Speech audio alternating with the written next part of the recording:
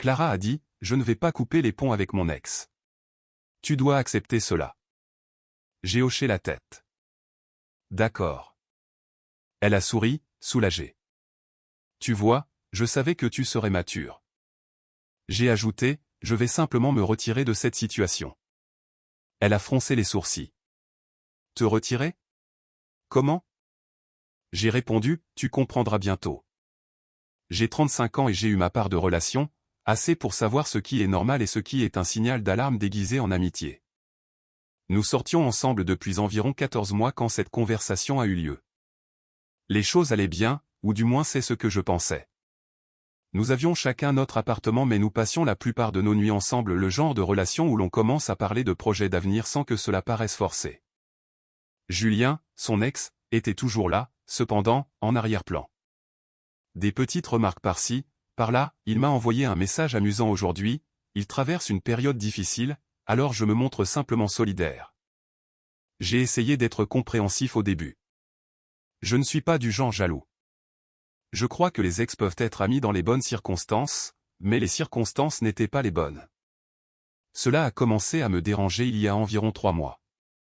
La fréquence de leur contact a augmenté, des messages tard le soir qui la faisaient rire pendant que nous regardions la télévision, des déjeuners qu'elle mentionnait nonchalamment comme s'ils n'avaient aucune importance. Des appels téléphoniques qu'elle prenait dans une autre pièce parce que, il a besoin de conseils sur quelque chose de personnel. J'ai remarqué qu'elle vérifiait son téléphone portable constamment quand nous étions ensemble au dîner, pendant les films, même pendant nos conversations. Son attention était toujours divisée. Je lui racontais ma journée et elle jetait un coup d'œil à son téléphone au milieu de ma phrase. Quand je m'arrêtais, elle levait les yeux et disait « Pardon, qu'as-tu dit ?» avec ce sourire distrait. Mardi dernier, j'ai finalement abordé le sujet. Nous dînions chez elle. Elle avait préparé ce plat de lasagne qu'elle sait que j'adore, et son téléphone n'arrêtait pas de vibrer. À chaque fois, elle y jetait un coup d'œil et souriait. « Est-ce que c'est Julien ?» ai-je demandé, en essayant de garder un ton neutre. « Oui, il me raconte ce qui s'est passé à son travail. C'est vraiment hilarant. Tu parles beaucoup avec lui. » Elle a posé sa fourchette. « Est-ce que cela va devenir un problème ? » Je remarque juste une habitude. Nous sommes amis. Je te l'ai déjà dit. Les amis ne s'envoient pas de messages à 11 h du soir plusieurs fois par semaine. Ils traversent des épreuves. Je me montre solidaire. Quel genre d'épreuves? Des choses personnelles. Il lutte avec certains problèmes et il ne peut en parler à personne d'autre.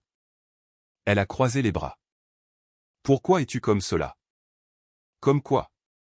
Inquiet de voir que ma petite amie est plus disponible émotionnellement pour son ex que pour moi. Ce n'est pas juste. Je suis tout à fait disponible émotionnellement pour toi. Ah bon? Parce que ces derniers temps, j'ai l'impression d'être en compétition pour obtenir ton attention. Elle a soupiré, un de ces longs soupirs dramatiques destinés à communiquer à quel point je me montrais déraisonnable. Je ne vais pas couper les ponts avec lui. Il est important pour moi. Tu dois accepter cela.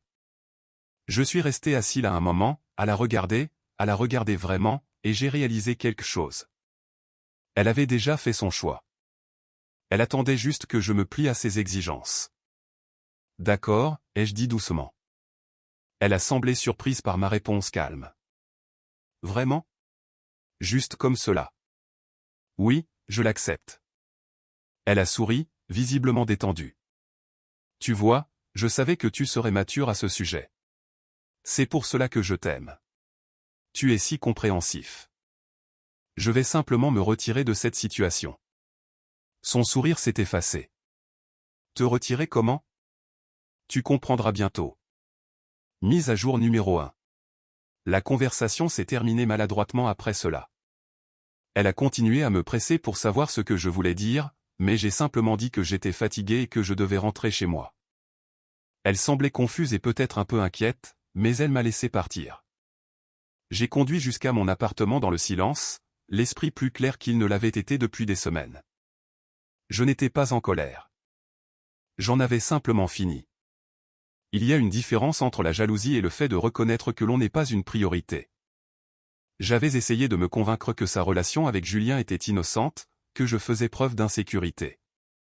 Mais je n'étais pas en insécurité. On me manquait de respect.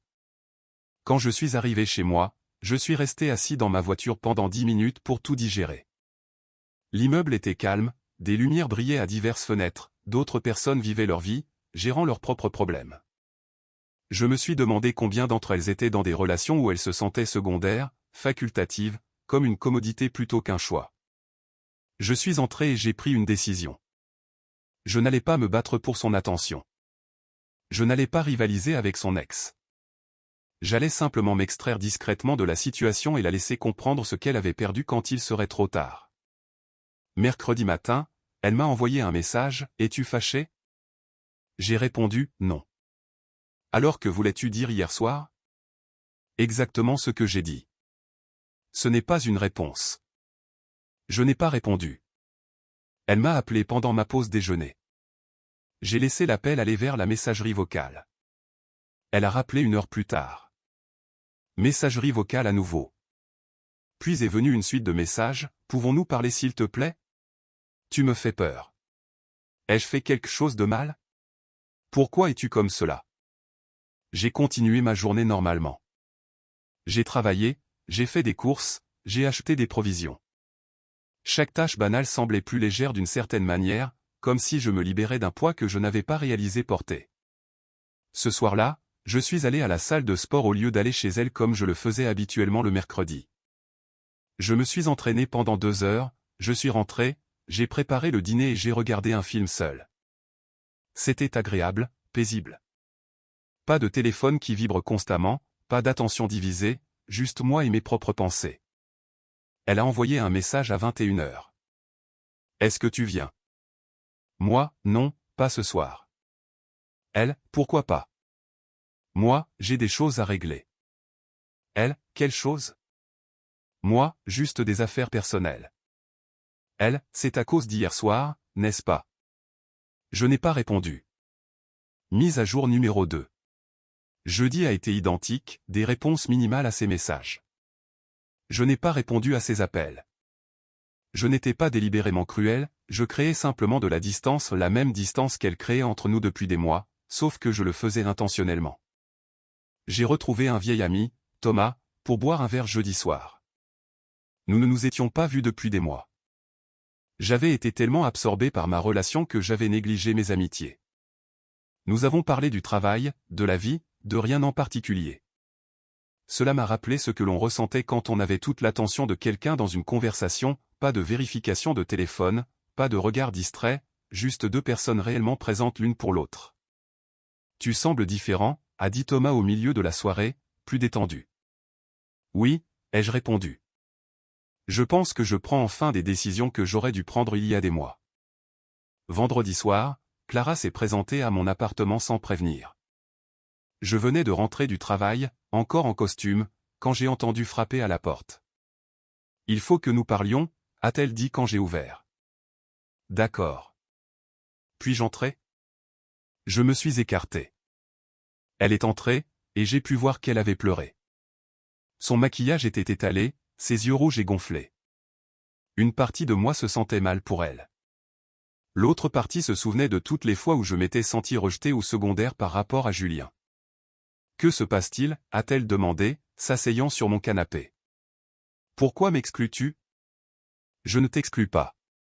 Je me retire de la situation comme j'ai dit que je le ferais. Qu'est-ce que cela signifie au juste? Cela signifie que je ne vais pas rester dans une relation où je suis constamment en compétition pour l'attention de ma petite amie avec son ex. Tu n'es pas en compétition. Si, je le suis. Chaque fois que nous sommes ensemble, il t'envoie des messages. Chaque fois que nous faisons des projets, tu mentionnes quelque chose qu'il a dit ou quelque chose que tu as fait avec lui.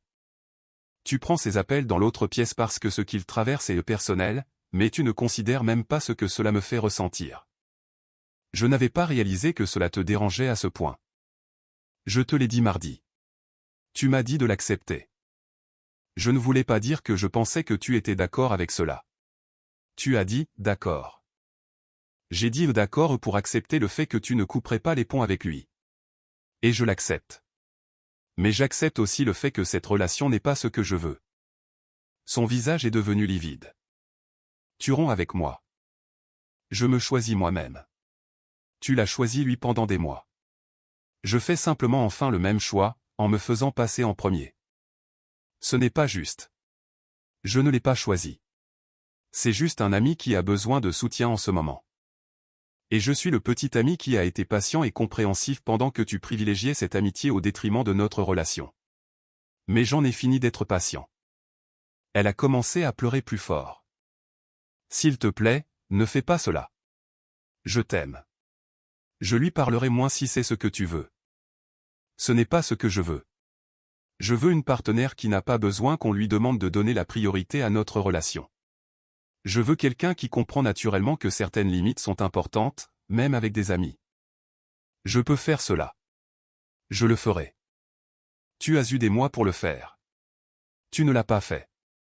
Et quand j'ai fini par en parler, tu m'as dit de l'accepter ou tu as fondamentalement sous-entendu que j'étais trop directif. Je n'ai pas dit cela. Tu n'as pas eu besoin de le dire. Ta réponse a clairement montré que maintenir ta relation avec lui était plus important que de répondre à mes inquiétudes. Elle est restée assise là à pleurer pendant quelques minutes. Je ne l'ai pas réconfortée. J'ai juste attendu. Le silence s'est étiré entre nous, rempli seulement par ses reniflements et le bourdonnement du réfrigérateur dans la cuisine. Alors c'est tout, a-t-elle fini par demander. 14 mois et tu as simplement fini? J'en ai fini d'être à la 2e place. Si cela signifie que j'en ai fini avec cette relation, alors oui. Elle est partie peu de temps après. J'ai fermé la porte derrière elle et j'ai ressenti cette vague de soulagement m'envahir, comme si j'avais retenu mon souffle pendant des mois et que je pouvais enfin expirer. Mise à jour numéro 3. Le week-end a été calme. Elle a envoyé des messages de temps en temps, des messages qui oscillaient entre les excuses et les accusations, « Je suis désolé de t'avoir fait ressentir cela », suivi des heures plus tard par « Tu es déraisonnable. J'ai le droit d'avoir des amis. » J'ai gardé mes réponses brèves et neutres, quand je répondais. Samedi, j'ai nettoyé mon appartement de fond en comble, j'ai trouvé de petits rappels d'elle partout, un élastique à cheveux sur le comptoir de la salle de bain, sa tasse préférée dans mon placard, un livre qu'elle lisait et qu'elle avait laissé sur ma table de chevet. J'ai tout mis dans des cartons méthodiquement, sans émotion, faisant simplement de la place. Dimanche, je suis allé faire de la randonnée seul, une activité que je pratiquais régulièrement avant que la relation ne consomme tout mon temps libre. Le sentier était exigeant, l'air était froid et vif. Au sommet, je me suis assis sur un rocher et j'ai contemplé la vue, et je me suis senti véritablement serein pour la première fois depuis des mois. Lundi matin, une de ses amies, Elodie, m'a appelé. Je n'ai pas répondu, mais elle a laissé un message sur la messagerie vocale. Bonjour, j'ai appris ce qui s'est passé. Écoute, je comprends, mais tu devrais savoir qu'elle est vraiment dévastée par tout cela. Elle n'avait sincèrement pas réalisé à quel point la situation avec son ex te pesait. Peut-être devrais-tu lui donner une autre chance. J'ai écouté le message 2 fois, puis je l'ai supprimé. Je n'ai pas rappelé. Mardi, j'ai reçu un long message de sa part. L'idée principale était qu'elle avait dit à Julien qu'il devait faire une pause dans leur communication. Elle le faisait pour moi afin de prouver qu'elle pouvait donner la priorité à notre relation. Pourrais-tu s'il te plaît reconsidérer ta position? J'ai répondu, j'apprécie cela, mais cela ne change rien. On ne devrait pas avoir à te dire d'établir ses limites. Elles auraient dû exister naturellement. Tout le monde fait des erreurs. J'essaie de réparer la mienne. Moi, je comprends, mais j'ai pris ma décision. À cause de lui? Parce que j'étais ami avec mon ex? Moi, parce que lorsque j'ai exprimé mon malaise face à la situation, tu as rejeté mes sentiments et tu m'as dit de l'accepter au lieu de m'écouter vraiment. Ce n'est pas à cause de lui. C'est à cause de toi et de la façon dont tu as traité mes préoccupations. Elle n'a pas répondu après cela. Mercredi soir, mon téléphone a sonné. Un numéro inconnu. J'ai répondu avec prudence. Bonjour, c'est Julien.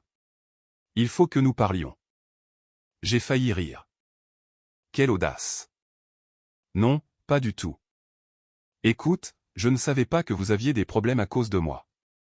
Si j'avais su. Tu savais qu'elle avait un petit ami. Cela aurait dû suffire pour que tu m'en tiennes des limites appropriées. Nous sommes juste amis. Les amis ne s'envoient pas de messages à 11 h du soir plusieurs fois par semaine. Les amis n'exigent pas des appels téléphoniques dans une autre pièce parce que la conversation est trop personnelle pour que le partenaire l'entende. Je traversais des épreuves et ce n'est pas mon problème ni ma responsabilité. Tu es son ex. Tu devrais avoir assez de respect pour sa relation actuelle pour garder tes distances. C'est elle qui voulait rester amie. Et tu aurais pu dire non, mais tu ne l'as pas fait parce que cela t'avantageait de bénéficier de son soutien émotionnel sans aucun des engagements liés au fait d'être réellement dans une relation avec elle. Silence à l'autre bout du fil. Reste loin de moi, ai-je continué. Je ne veux plus entendre parler de toi. Je ne veux pas discuter de cela. Et honnêtement, je ne me soucie plus de ce qui se passe entre vous deux. Ce n'est plus mon affaire. J'ai raccroché avant qu'il ne puisse répondre et j'ai bloqué le numéro immédiatement. Mise à jour numéro 4. Une semaine a passé, puis 2. Elle a cessé d'envoyer des messages aussi fréquemment. Quand elle le faisait, c'était généralement tard dans la nuit, tu me manques, j'ai tout gâché, pouvons-nous parler s'il te plaît? Je n'ai répondu à aucun de ces messages. Je me suis concentré sur moi-même, je suis allé régulièrement à la salle de sport, j'ai repris contact avec des amis que j'avais négligés, et j'ai recommencé à lire, une passion que j'avais toujours aimée mais que j'avais cessé de pratiquer durant la relation. Chaque soir avant de dormir, je lisais pendant 1 heure, et c'était comme si je me réappropriais une partie de moi-même dont j'avais oublié l'existence. 3 semaines après notre rupture, une amie commune, Sophie, m'a contacté. Nous avons pris un café un samedi matin dans cet établissement que nous fréquentions souvent avant que je ne sois trop absorbé par ma relation. Alors, a-t-elle dit en remuant son café au lait, j'ai entendu parler de vous deux. Oui. Veux-tu en parler? Pas vraiment, mais je suppose que tu as quelque chose à me dire. Elle m'a lancé un regard entendu. Elle passe beaucoup de temps avec lui. Julien. C'est logique. Cela ne te dérange pas? Pourquoi cela me dérangerait-il? Je me suis retiré de la situation. Ce qu'elle fait maintenant n'est plus mon problème. J'ai simplement pensé que tu devrais le savoir au cas où tu envisagerais de vous remettre ensemble. Je ne l'envisage pas. Elle semble pourtant penser qu'il y a encore une chance.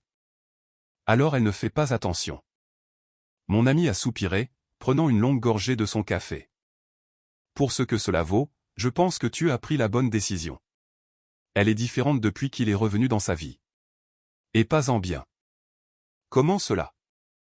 Elle est simplement indisponible, toujours sur son téléphone portable, annulant des projets s'il a besoin de quelque chose. C'est comme si elle ne voyait pas à quel point elle le privilégie par rapport à tous les autres. C'était mon expérience. Oui, j'ai essayé de lui en parler une fois. Elle s'est mise sur la défensive, a dit que tout le monde la jugeait et ne comprenait pas leur amitié. C'est un classique. Plusieurs d'entre nous l'ont remarqué. Tout son groupe d'amis en parle. Elle annule des projets à la dernière minute, elle arrive en retard quand elle vient, et elle passe la moitié du temps sur son téléphone. Cela affecte toutes ses relations, pas seulement la tienne. Ce détail m'a marqué. Ce n'était pas seulement par rapport à moi. Elle agissait ainsi avec tout le monde dans sa vie, privilégiant cette seule personne au-dessus de toutes ses autres relations. Nous avons terminé nos cafés et nous avons discuté d'autre chose. C'était agréable de parler d'autre chose que de ma relation ratée.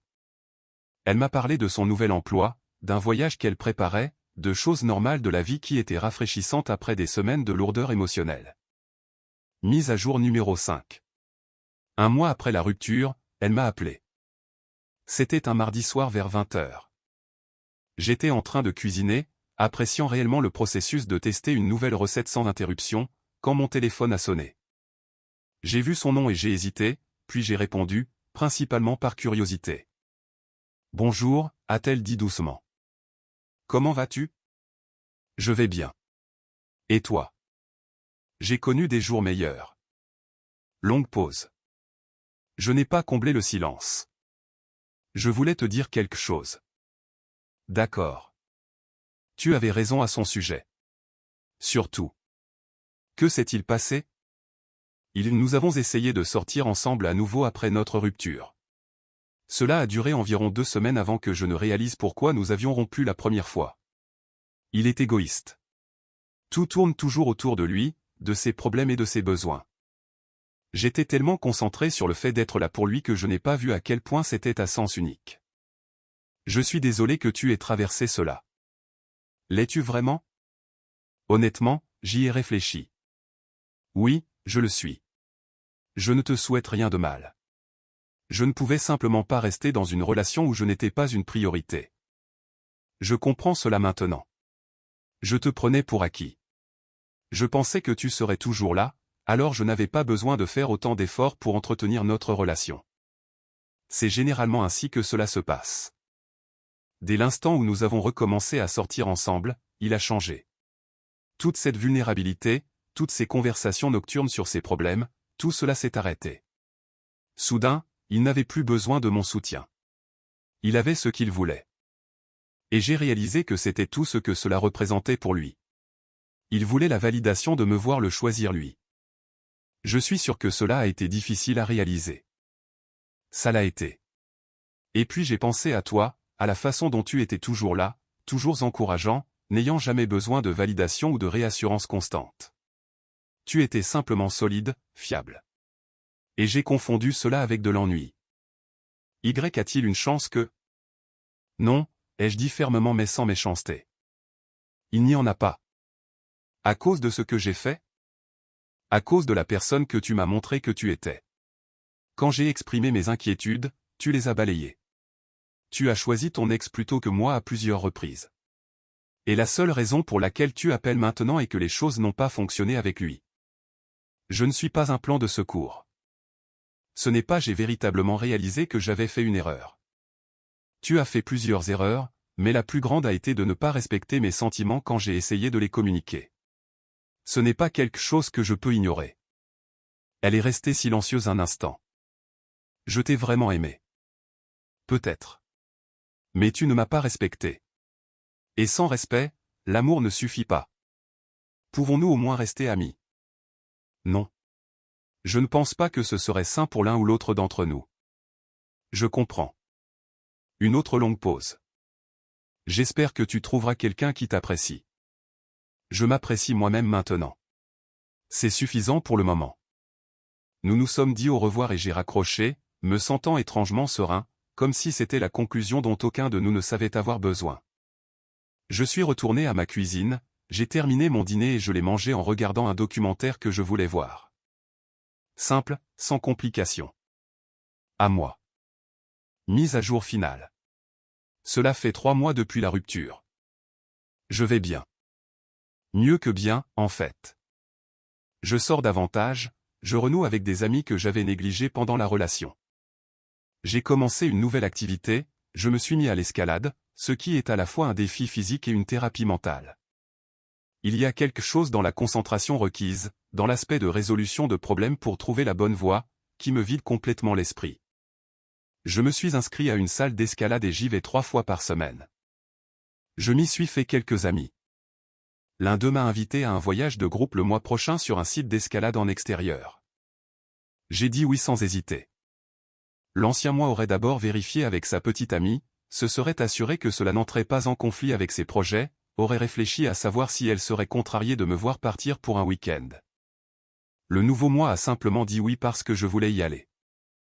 J'ai entendu par des bruits de couloir qu'elle et son ex ne sont plus ensemble. Apparemment, ils ont essayé de sortir ensemble 2 fois après notre rupture, et cela a échoué les 2 fois pour les mêmes raisons qu'auparavant. Certaines personnes n'apprennent jamais. Selon des amis communs, elle a du mal avec les conséquences, réalisant qu'elle a rompu plusieurs liens, pas seulement le nôtre, pour quelqu'un qui n'était jamais vraiment investi en elle. J'ai eu quelques rendez-vous galants. Rien de sérieux pour le moment, mais je ne me précipite pas. Je suis plus intentionnel sur ce que je veux et ce que je ne tolérerai pas.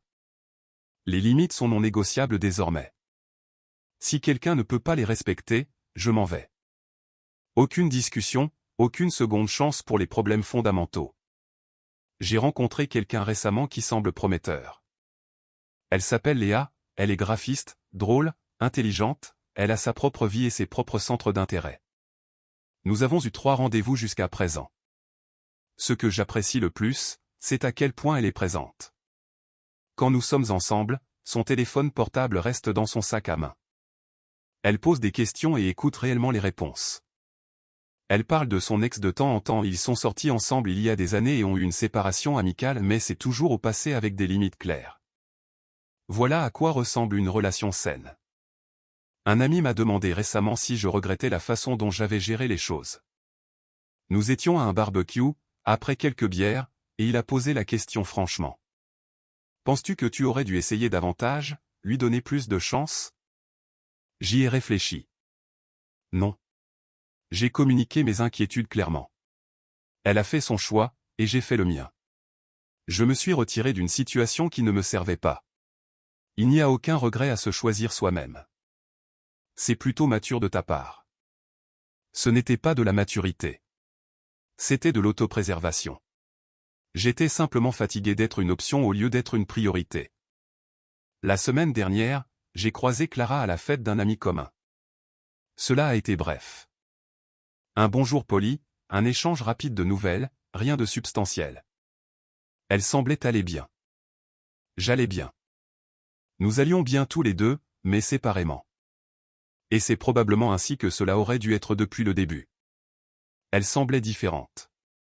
Fatiguée, peut-être, ou simplement plus âgée. Elle a demandé comment j'allais, et je lui ai donné la version abrégée, le travail va bien. Je me suis mis à l'escalade. Je reste occupé.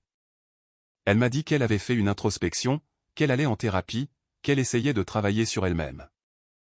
Je lui ai dit que c'était une bonne chose, que j'étais heureux qu'elle prenne soin d'elle, et je le pensais vraiment. La chose à savoir quand on se retire d'une situation toxique, c'est que les gens ne réalisent pas à quel point vous êtes sérieux tant que vous n'êtes pas déjà parti. Elle pensait que je bluffais, elle pensait que je me battrais pour elle, que je la poursuivrais, que je la supplierais de me choisir plutôt que Julien. Mais je ne l'ai pas fait. Je me suis simplement mis en retrait discrètement et je l'ai laissé découvrir ce qu'elle voulait vraiment. Le temps qu'elle réalise ce qu'elle avait perdu, j'étais déjà passé à autre chose. Et ce n'est pas de la vengeance ou de la méchanceté. C'est simplement la conséquence naturelle du fait de prendre quelqu'un pour acquis. La vie continue. Je construis quelque chose de mieux maintenant, quelque chose qui m'appartient à moi seul. Et quand je laisserai éventuellement quelqu'un entrer à nouveau dans ma vie, cette personne comprendra dès le premier jour que je ne suis pas du genre à rivaliser pour obtenir de l'attention ou à me contenter d'être à la deuxième place. Je suis trop vieux pour cela. J'ai appris ma valeur, et je ne la négocie plus. Cette conversation dans son appartement, quand elle m'a dit d'accepter sa relation avec son ex, a été la meilleure chose qui pouvait arriver. Elle m'a montré exactement qui elle était et ce qu'elle privilégiait, et cela m'a donné la clarté nécessaire pour partir la tête haute. Parfois, la chose la plus puissante que vous puissiez faire est simplement de vous retirer de l'équation, pas de drame, pas de grande confrontation, pas de tentative pour faire changer d'avis quelqu'un. Juste une sortie tranquille et le refus d'être traité moins bien que ce que vous méritez. Clara comprend maintenant ce que je voulais dire quand j'ai dit que je me retirerais. Et honnêtement, j'espère qu'elle retiendra cette leçon pour sa prochaine relation. J'espère qu'elle apprendra à apprécier les gens pendant qu'elle les a. J'espère qu'elle fixera de meilleures limites avec ses ex et comprendra que certaines amitiés ne valent pas la peine d'être maintenues si elles vous coûtent de meilleures relations. Mais cela n'est plus mon affaire. Je me suis retiré, et je m'en porte mieux. Je me réveille chaque matin sans ce nœud à l'estomac. Je passe ma journée sans vérifier mon téléphone portable avec anxiété. Je fais des projets sans me demander si elle va annuler parce qu'il a besoin de quelque chose. Je suis simplement libre. Et ce sentiment vaut plus que n'importe quelle relation qui vous fait douter de votre valeur.